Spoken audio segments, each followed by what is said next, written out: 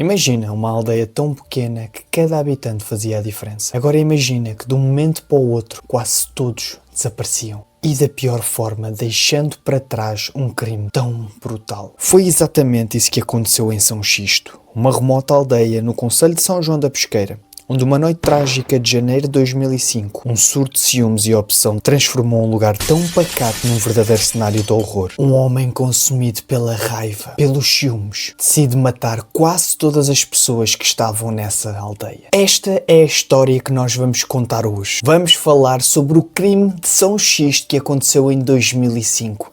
E esta história é realmente arrebatadora. Eu espero que tu estejas preparado para isto. Em primeiro lugar, seja bem-vindo a este canal maravilhoso no qual nós falamos dos crimes mais brutais que aconteceram ao longo de Portugal. Hoje em dia temos ido um bocadinho mais fora de Portugal, mas maioritariamente crimes portugueses é o que nós falamos. Eu sou o Ovasco e tu és o meu espectador e espero que gostes e estejas preparado e estejas com o pulso calminho ainda, porque ele vai começar a aumentar. Tu vais começar a transpirar, a sentir-te com medo e talvez até nem te aguentes até ao fim do vídeo. Por isso, vamos falar sobre este crime. E é já a seguir a este intervalo. Não há intervalo, bora lá. A pacata aldeia de São Xisto, no concelho de São João da Pesqueira, foi palco de um trágico incidente que resultou na morte de 4 dos seus 7 habitantes. Foi há 20 anos, dia 21 de janeiro de 2005, numa sexta-feira. As consequências ficaram além da história do homem que cometeu um triplo homicídio seguido de suicídio. Eram 7 pessoas que viviam naquela aldeia, pessoal, para vocês terem a noção, e sobraram apenas 3, tudo pelo egoísmo de uma única pessoa. E há mais de uma década que o último morador abandonou esta aldeia. E agora há a curiosidade que te está a remoer, provavelmente, que é: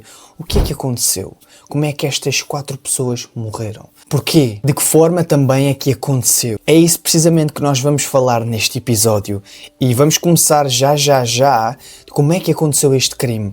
Porque era dia 21 de janeiro de 2005, era sexta-feira, uma tarde pacata de uma aldeia silenciosa com muito poucas pessoas. E então tu podes adivinhar que aquilo era quase que uma família, vamos dizer assim, porque toda a gente se conhecia. Afinal, 7 pessoas, cabiam todos numa mesa, podiam jantar todos os dias e viver todos juntos, mas não era isso que acontecia. Vamos ver os dramas que aconteceram nesta história. António Carlos Reis, bombeiro dos voluntários de São João da Pesqueira, foi o primeiro a chegar a São Xisto, escassos minutos após a tragédia. No momento da matança, acompanhava os trabalhos em terrenos agrícolas de que é proprietário junto ao Rio Douro, mesmo à entrada para a aldeia. Ele não ouviu os tiros porque estava muito perto de uma retroescavadora e não conseguiu perceber. Mas do nada apercebeu-se quando 2 homens vieram junto dele dizer o que se estava a passar. Estes 2 homens estavam a trabalhar ali perto numa vinha que lhe apareceram aos gritos. O Sr. Jusmino matou uns poucos. E então parece que já vamos começar este caso. Reis correu que nem um desalmado em direção à única rua que atravessa São Xisto. Ele não estava preparado para o que se adivinhava. Não tinha mesmo noção do que ia acabar de ver e que esta aldeia iria ser reduzida para metade,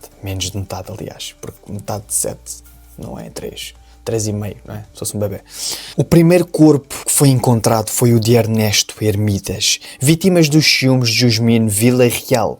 O corpo estava tombado na rua, o boné caído ao lado da cabeça e o revólver ao lado. O bombeiro disse que não havia muito a fazer e que, obviamente, que ele já estava morto. O cadáver exibia uma marca de zagalote, que é um pequeno chumbo que estava no peito deste homem. O rastro de sangue que deixou na calçada notava-se que ele tentou fugir, mesmo ferido, em direção à porta da sua casa. Também era visível a marca do outro tiro nas costas. Perto da porta de casa de Jusmino, o homicida, estava o corpo sem vida de Atelvina Lopes, que era a mulher de Ernesto, que era o senhor que eu te falei mesmo agora. O cadáver estava sob um degrau, quase como se estivesse sentado, com uma grande ferida no tórax e sinais de 4 perfurações nas costas. Carlos Reis temeu que o homicida pudesse estar emboscado. Obviamente não é nestes cenários, nós não sabemos o que é que se adivinha, não é? E sendo tão poucas pessoas naquela aldeia, eles não tinham grande hipótese, não é? Podiam realmente ter sido todos mortos. Mas não foi o que aconteceu. Ele caminhou com cautela para a casa de Jusmino. Muito silêncio para o caso dele estar ali, também não levar outro tiro. Ouviu barulho quando empurrou a porta e deparou-se com Jusmino ainda vivo. Respirava pelo buraco que tinha no peito, com sinais evidentes de estar a dar as últimas.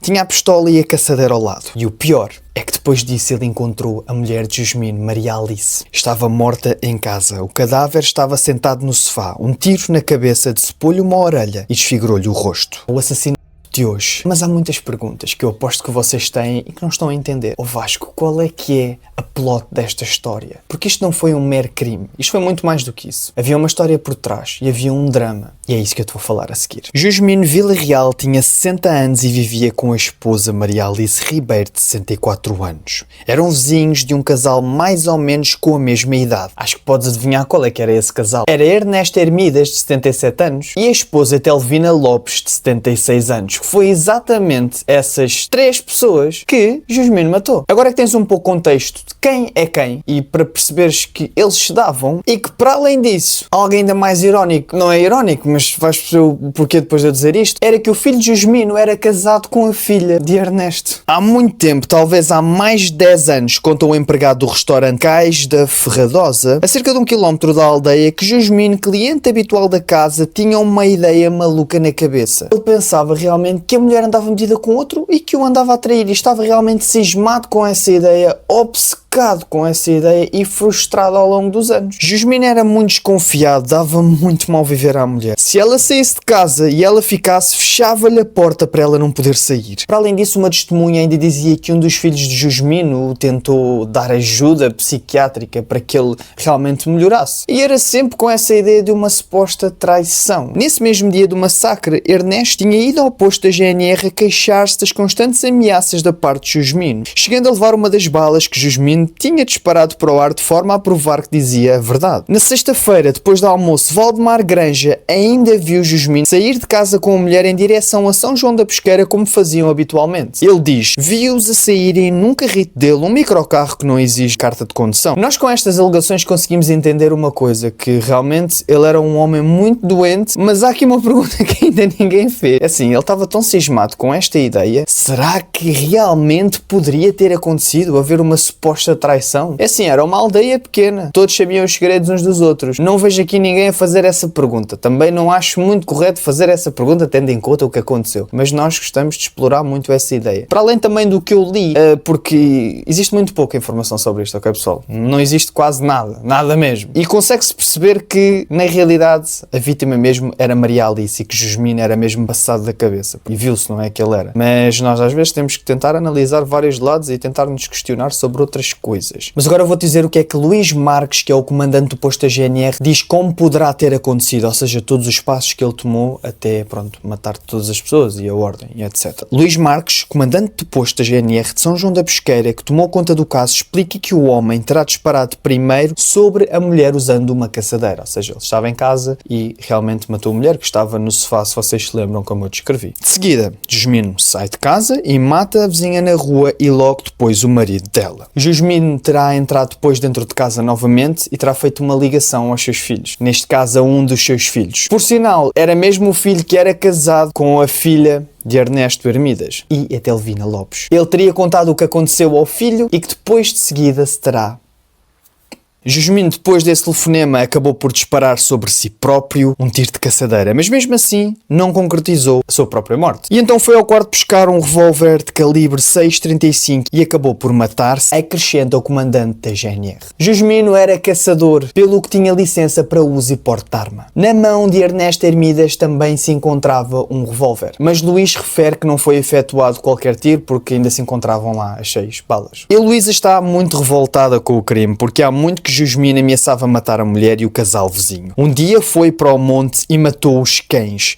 Depois disse: cá em baixo, estes já estão, só faltam os outros. Ou seja, isto foi constantemente avisado. Havia aqui realmente um plano em mente, ou não vamos chamar um plano, mas uma ideia já que ele estava cismado. O problema, diria eu, é que é uma aldeia muito pequena, não é? Tinha apenas 7 habitantes. Eu acho que isto se fosse numa cidade normal, sei lá, talvez não tivesse acontecido, não é? Claramente, não havia tanto essa vontade. E como eu te disse, já tinha havido queixas da parte de Ernesto à polícia. Não foi a primeira vez. Podia provavelmente todo este crime ter sido evitado, não é? Se ele tivesse sido preso antes. Obviamente acho que todos nós conseguimos entender, pronto, mas eu vou tornar isto mais claro. Ele realmente pensava que a mulher, a Maria Alice, o andava a trair com o Ernesto. E obviamente, nós terminando este caso, deixando-nos aqui algumas perguntas, não é? Não percebo muito bem e não vos consigo responder a essa pergunta, talvez vocês consigam, porque é que também matou a mulher de Ernesto Hermidas, não é? A Telvina Lopes. Não é muito claro. Talvez eu diria que possa também ser um bocadinho mais do que isso, não é? Porque este caso nunca aconteceu nenhum julgamento, não é? ele estava morto e não houve investigação nenhuma. Ao fim e ao cabo foi o que aconteceu, eles tiraram a sua própria conclusão, perceberam que era ciúmes, havia realmente testemunhas que estavam a dizer que ele era super ciumento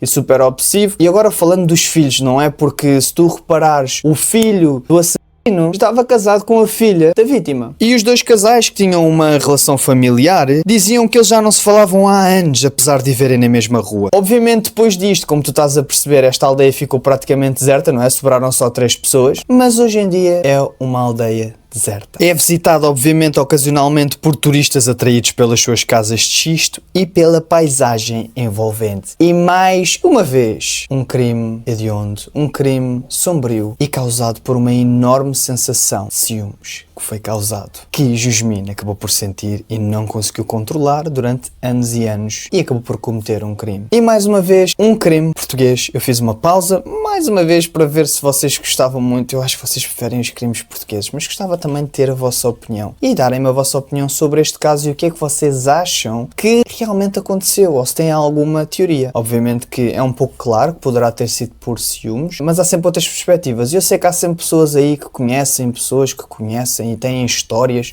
e sabem mais do que fazer uma pesquisa, que às vezes as fontes podem não ter conhecimento mesmo como vocês têm, que vivem nas aldeias e que vivem muitas vezes ao pé dos crimes que aconteceram. E já aconteceu vários casos em que isso se verificou. Por isso, até à próxima. Espero que o vosso pulso tenha acalmado, vocês se sintam melhor, porque vamos nos ver no nosso próximo vídeo, obviamente. Um grande abraço.